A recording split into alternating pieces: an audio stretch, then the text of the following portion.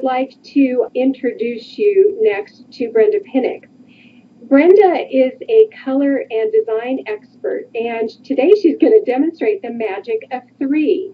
Using only three hues, Brenda is going to show us how to expand and push color to create a harmonious palette of beautiful mixed hues. You'll be inspired to get out your paints and try this fun and simple exercise at home. Hi, Brenda. Hi, everyone. Hi, Tiffany.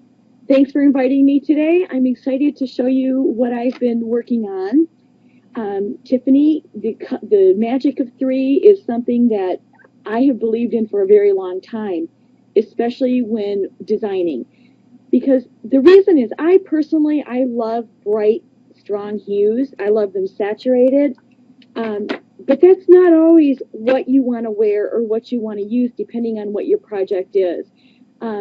Sometimes it's nice to maybe choose one and then add to it in a subtle way. So when I create palettes, I like to always maybe have one or two nice strong saturations and then some what I call supporting hues that come in and act as bridges and supports.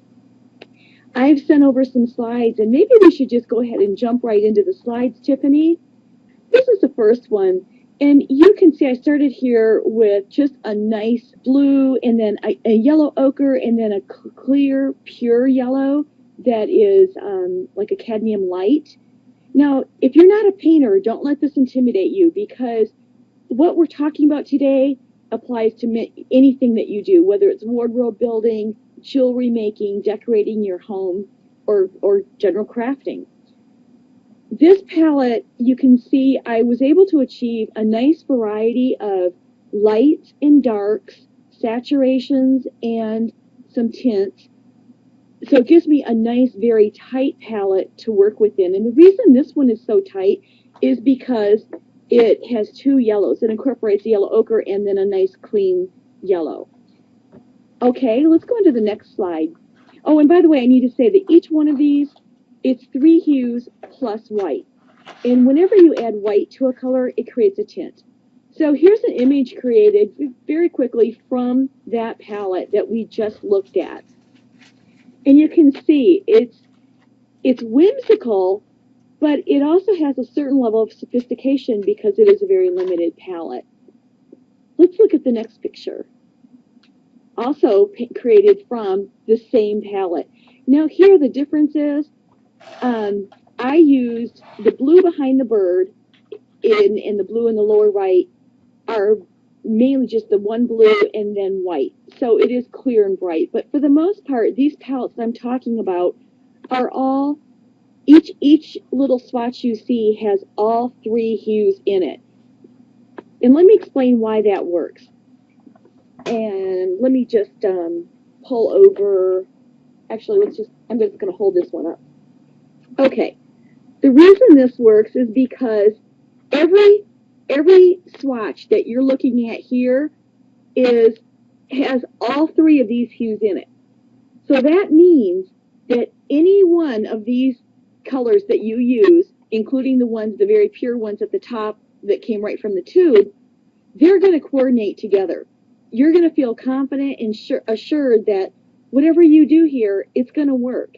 So say you find some yellow beads, and you know, okay, I love this yellow, but I want to make a necklace and I want to incorporate those beads, but too much of that bright is just too much for my complexion. So what can you do? Well, you can use that yellow and maybe choose another hue or a third hue as well, and make yourself a color chart by mixing the paint. And take this with you on your next bead shopping trip, and you'll know, and match those beads to it, and you'll know that anything you choose here is going to work with those bright yellow beads, because every single thing that you look here has a little bit of that yellow in it, at least a little bit. Let me clarify that. Or some of it has quite a bit of yellow. So all of these hues all work together for that reason. I'm going to demonstrate. I'm going to pick up the camera here. Okay, I'm gonna hold the camera and I'm gonna try and do this left-handed just for the demo. Okay, so you can see here that I've got my palette and I've got three hues that I'm working in, and I've already got them laid out on my Bristol board. I'm actually working Bristol board. So what we're going to do is we're going to start by, I'm going to start with green here, and I'm going to come in and brush it in, and I'm going to move it right here in between the green and the purple, and I'm going to, with the edge of my brush, I'm going to pick up just a little bit of that purple, put it in with the green, and you can see now I've got a little bit of a dirty green. I think I want a little bit more. So here's my first nice, very subtle shade. Okay. And that's a beautiful earthy green. Love it. So I can refer back to this if I do a painting or whatever. That is a gorgeous green right there. Beautiful, beautiful. Okay, so next, I want to see what that looks like with a little more white in it. I want to get a really light tint. We'll lay it in next to it. And there's a moss green that is coordinated beautifully with what I've just done.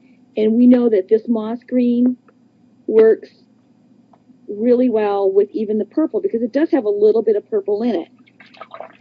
Washing my brush. Okay, so I want to come back over. Now there was a little, you can see a little bit of yellow underneath there. So now I want to bring in some more yellow. I'm going to come over and pick up some white. This is giving me a gorgeous ochre. Okay, so you get the idea. All of these hues have all three of these colors in them. The first one just has a little tiny bit of the yellow because I had a little bit of yellow on the palette underneath here. You can see it kind of seeped in. And as I work and as I do this, I keep several brushes handy so that I can keep my colors pure. And that's just a good idea to do. So what I want to encourage you to do is to get out your paints, and I know you've got at least 3 paints, 3 hues of 3 different tubes of paint in your studio. I'm sure you have, and it doesn't really matter where you start. Just kind of dig in with what you have. The reason for this exercise is when you start mixing paints, you learn to really look at the color, and you can, just like, I guess I can best relate this to my son-in-law and my daughter who are chefs. Every bite they put in their mouth, you can see their gears turning, and you can see them, and they look at each other, and okay, cardamom and tarragon, and they start kind of reverse engineering what they taste in order to make themselves better chefs and to see what other people are doing and to better understand how flavors work together. Well, color is the same way.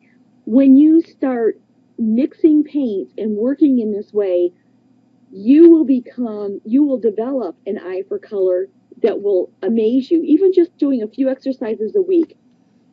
I like to start off every day doing this. I've been doing this now for a few weeks, doing these color exercises, and it's a great way to jumpstart your creativity. It kind of trains your eye to start seeing color and to thinking about how colors work together. Here's another example. I'm going to hold this up, and this one, these 3 hues, I've got a bright magenta, an orange, and a turquoise, really bright and clean turquoise. And this one gave me a huge variety. You can see. Oh my gosh, I was everywhere, all over the board. And I decided to just keep on going with this as far as I could. And I noticed earlier, Teresa said I love soft, subtle hues. Well, this is a great way to learn to build those hues, and then you can connect. And I ran out of room on my first paper, so I took it on, and I decided to see how many grays and taupes I could get, just again, from these 3 hues plus white. And this was a great exercise. And so now I have all these references, and if I go back and as I'm working, whether I'm crafting or painting, it doesn't matter. As I go back, I can refer back to what I've done. Here's another one. And imagine that you have found a pillow. I'm going to see where I am on time here real quick. I think I'm about done. But if you find, say a pillow in a vintage store, maybe it's from Spain, and it's got these hues, and you want to decide, well, I want to build my room around this. I want to decorate a room. By taking those 3 strong hues and doing these mix outs, you can come up with a palette for the entire room that is soft and livable.